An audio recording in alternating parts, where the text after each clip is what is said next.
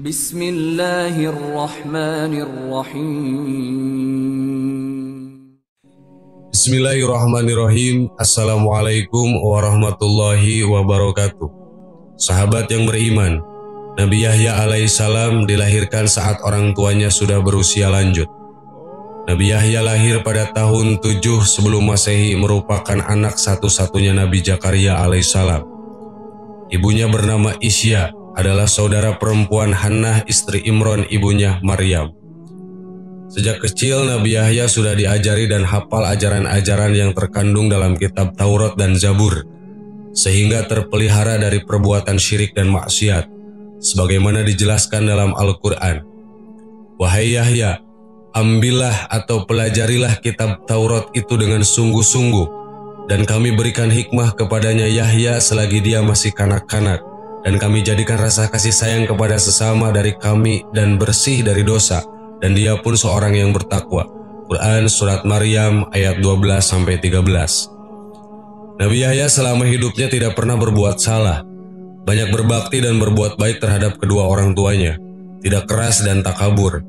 Beliau seorang yang tawadu dan lemah lembut, diberi penghormatan dan keselamatan oleh Allah Subhanahu wa Ta'ala, serta dihindarkan dari bahaya dan penyakit. Pada waktu lahir, wafat, dan hari kiamat, beliau dibangkitkan kembali dengan kemuliaan di hadapan Tuhannya, sebagaimana dijelaskan dalam Al-Quran.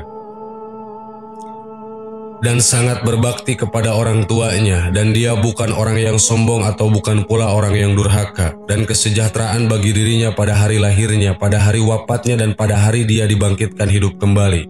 Quran Surat Maryam ayat 14 dan 15.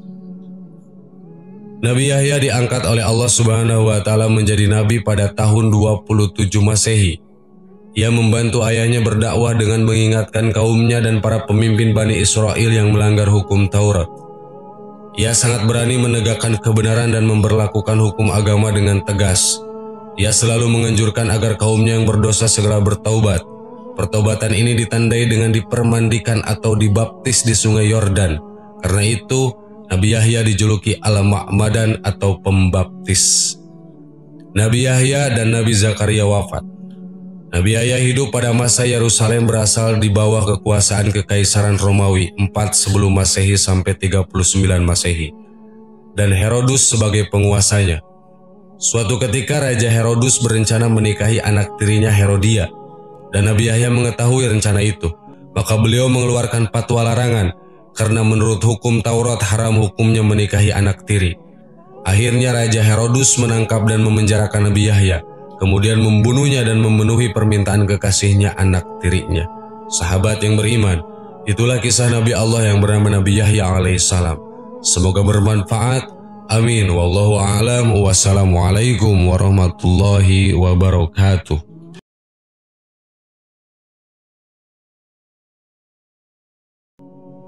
Bismillahirrahmanirrahim. Assalamualaikum warahmatullahi wabarakatuh.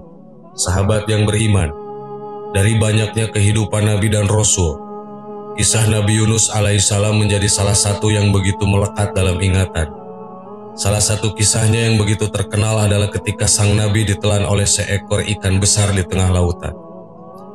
Nabi Yunus alaihissalam ditelan hidup-hidup dan tinggal di dalam perut ikan yang mirip ikan paus ini selama beberapa waktu mengarungi samudera. Namun berkat taubat serta zikir yang ia ucapkan, sang ikan akhirnya memuntahkan isi perutnya sehingga Nabi turut keluar dalam keadaan bernyawa. Ikan ini kemudian kembali ke lautan dan meninggalkan Nabi Yunus sendirian. Cerita antara keduanya memang hanya sampai di situ saja. Namun di saat Nabi Yunus sudah meninggal ribuan tahun silam, sang ikan justru dianggap masih hidup hingga sekarang. Benarkah demikian? Spekulasi munculnya kabar tentang ikan tersebut masih hidup adalah surat As-Sofat ayat 145. Allah menerangkan jika saat itu Nabi Yunus tidak bertaubat, maka ia akan tinggal di dalam perut ikan sampai hari kiamat. Sesungguhnya Yunus benar-benar salah seorang Rasul. Ingatlah ketika ia lari ke kapal yang penuh muatan. Kemudian ia ikuti undian, lalu dia termasuk orang-orang yang kalah dalam undian. Maka ia ditelan oleh ikan besar dalam keadaan tercela.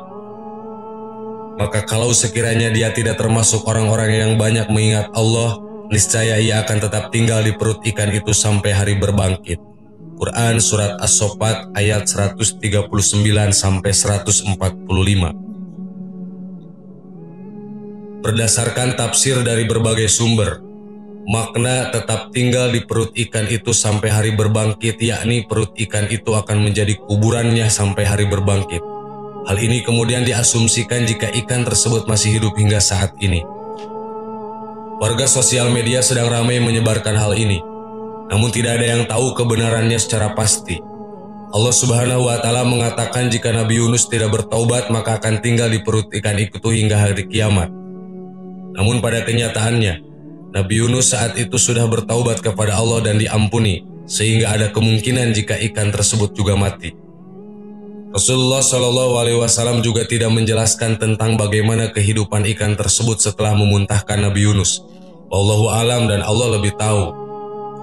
Ikan yang mirip dengan paus ini juga dijuluki dengan ikan Nun.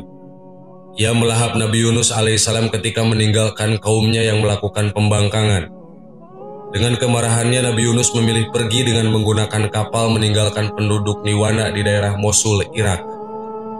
Cerita ini dikisahkan Allah Subhanahu wa Ta'ala dalam Al-Quran. Ketika dia pergi dalam keadaan marah, Quran Surat Al-Anbiya ayat 87. Ternyata sepeninggal Nabi Yunus alaihissalam, penduduk Niwana diperlihatkan oleh Allah Subhanahu wa Ta'ala akan bencana besar yang akan menimpa mereka. Sehingga di tengah ketakutan itu mereka bertaubat kepada Allah. Kemudian Allah mengampuni penduduk yang awalnya menyembah berhala tersebut. Namun Nabi Yunus tidak mengetahui kejadian itu. Ia memilih pergi dan meninggalkan penduduk Niwana dalam kondisi penuh amarah.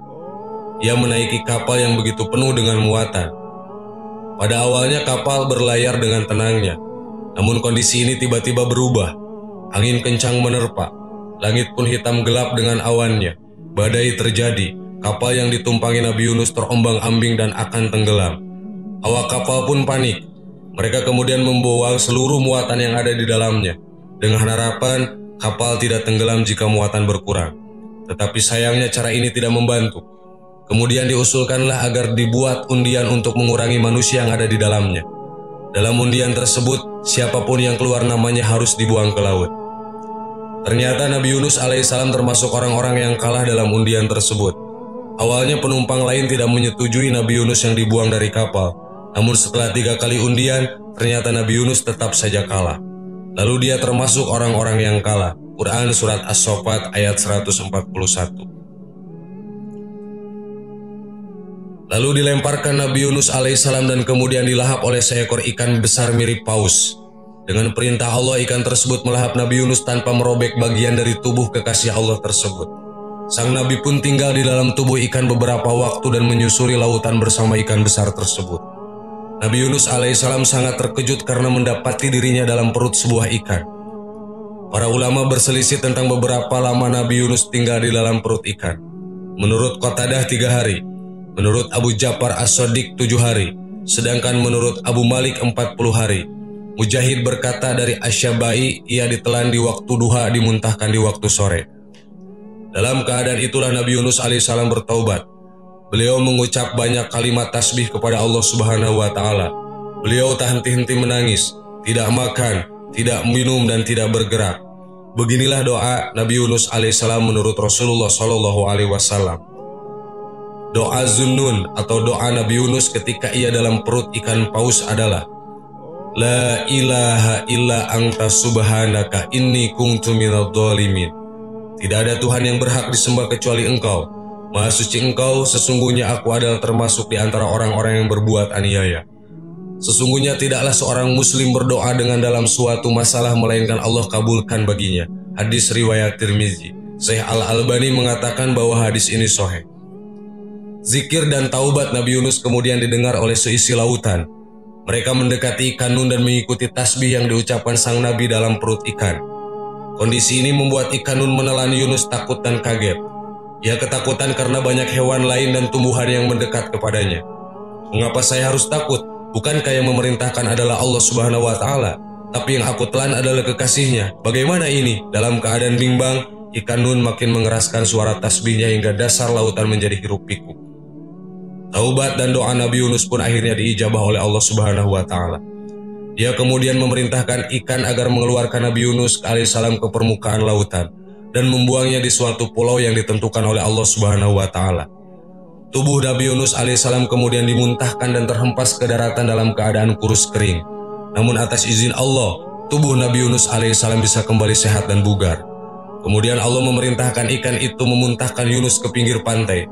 Lalu Allah tumbuhkan di sana sebuah pohon sejenis labu yang memiliki daun yang lebat yang dapat menaungi Nabi Yunus dan menjaganya dari panas terik matahari. Sahabat yang beriman, cerita Nabi Yunus dan ikan berakhir sampai di situ. Tidak ada yang mengetahui bagaimana nasib ikan tersebut saat ini. Hanya Allah Subhanahu wa taala yang Maha mengetahui. Wallahu a'lam. Wassalamualaikum warahmatullahi wabarakatuh.